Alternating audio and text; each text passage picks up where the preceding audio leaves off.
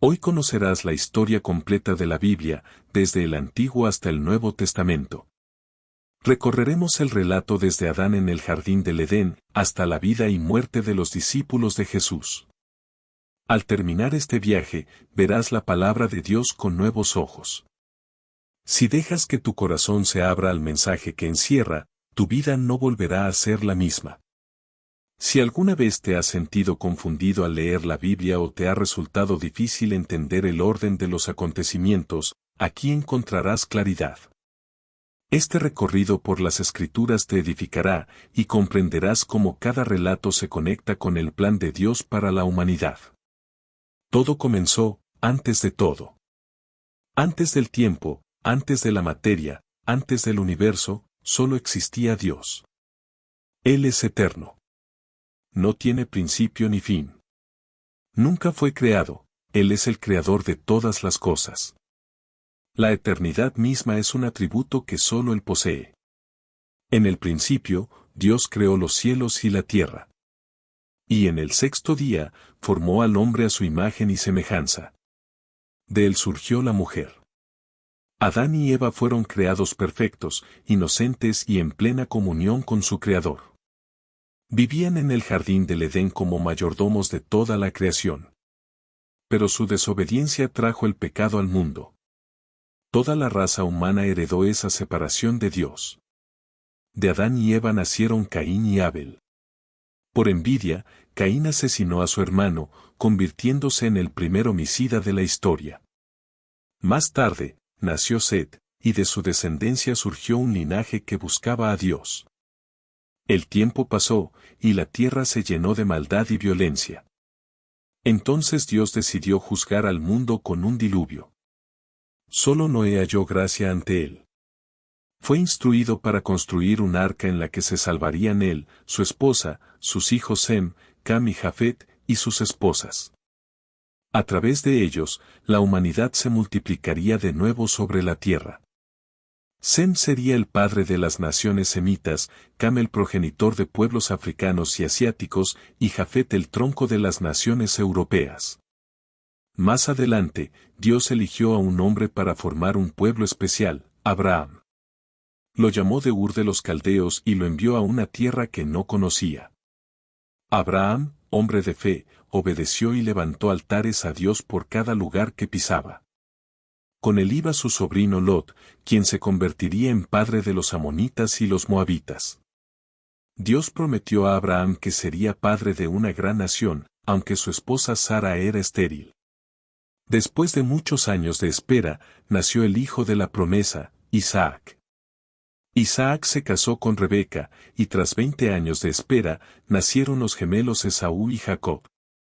Dios cambió el nombre de Jacob por Israel, y de él surgieron las 12 tribus que llevarían ese nombre. Uno de sus hijos, José, fue vendido por sus hermanos y llevado a Egipto, donde llegó a ser gobernador. Gracias a él, toda la familia de Israel se estableció en la tierra de Gosén. Allí, en 400 años, los descendientes de Jacob crecieron hasta convertirse en un pueblo numeroso. Ese pueblo fue esclavizado por los egipcios, pero Dios levantó a Moisés para liberarlos. Con mano poderosa, los sacó de Egipto rumbo a la tierra prometida. A pesar de que el viaje podía tomar 3 meses, la incredulidad del pueblo los llevó a vagar 40 años en el desierto. De los 12 espías enviados a explorar la tierra, solo Josué y Caleb confiaron en la promesa de Dios. Por eso, ellos fueron los únicos de esa generación en entrar a la tierra prometida. Bajo el liderazgo de Josué, Israel conquistó la mayor parte de Canaán en 6 años. Pero aún quedaba mucho territorio por conquistar. Tras su muerte, comenzó un periodo de 330 años en el que Israel fue gobernado por jueces levantados por Dios. Fue un tiempo de altibajos espirituales. El pueblo, una y otra vez, se apartaba de Dios y caía bajo la opresión de sus enemigos, hasta que clamaban pidiendo ayuda. Entonces Dios levantaba líderes como Gedeón, Sansón, Jefté y Samuel para guiarlos. Pero Israel miró a las naciones vecinas y pidió tener un rey. Así comenzó la monarquía. Samuel, el último juez, ungió a Saúl como el primer rey. Saúl gobernó 40 años, pero terminó alejándose de Dios. Después vino David, el rey que unió al reino y trasladó la capital a Jerusalén. Fue un hombre conforme al corazón de Dios, aunque cometió graves errores. Se arrepintió y recibió el perdón divino. De su linaje vendría el Mesías prometido. Tras la muerte de David, su hijo Salomón reinó 40 años. Recibió sabiduría y riquezas y construyó el templo en Jerusalén. Pero su corazón se desvió a causa de sus muchas esposas extranjeras y terminó practicando idolatría. Después de Salomón, el reino se dividió. 10 tribus se rebelaron y formaron el reino del norte, con capital en Samaria. Las otras 2 tribus permanecieron en el reino del sur, con capital en Jerusalén. El reino del norte duró 209 años y tuvo 19 reyes de distintas dinastías. Ninguno de ellos fue fiel a Dios. Levantaron ídolos y desviaron al pueblo, siguiendo el mal ejemplo de Jeroboam, que había erigido becerros de oro para evitar que el pueblo viajara a Jerusalén a adorar. Dios envió profetas como Amós, Oseas, Miqueas y Elías para llamar al pueblo al arrepentimiento. Pero no escucharon.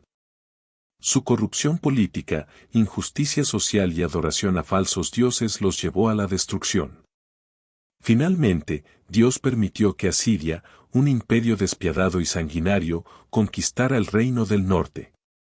Las ciudades fueron arrasadas, las familias dispersadas y el pueblo sufrió las consecuencias de su rebelión. Tras llevar al pueblo del norte al cautiverio, el rey Sargón II envió a la tierra de Israel una mezcla de otros pueblos.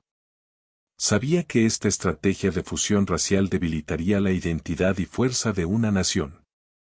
Así nació un pueblo híbrido llamado samaritano, que más tarde se convertiría en enemigo acérrimo del pueblo de Judá. El reino del sur, compuesto por las tribus de Benjamín y Judá, tuvo 20 reyes, algunos de ellos piadosos como Asa, Josafat, Ezequías, Jotam, Usías, Joás y Josías. Cada vez que un rey temeroso de Dios gobernaba, la nación prosperaba económica, social y espiritualmente. A diferencia del reino del norte, en Judá gobernó una sola dinastía, la casa de David, cumpliendo así la profecía de que el Mesías vendría de este linaje. Para advertir y guiar al pueblo, Dios levantó profetas como Isaías, Miqueas, Joel, Sofonías y Jeremías. Pero la corrupción espiritual también llegó a Judá. El pueblo se apartó de Dios y no escuchó sus advertencias. Entonces, al igual que el reino del norte, Judá fue disciplinado. Dios permitió que el ejército babilónico conquistara Jerusalén. Nabucodonosor destruyó el majestuoso templo y llevó al pueblo cautivo a Babilonia, dejando la ciudad en ruinas. El cautiverio duró 70 años, tal como Dios había anunciado por medio del profeta Jeremías.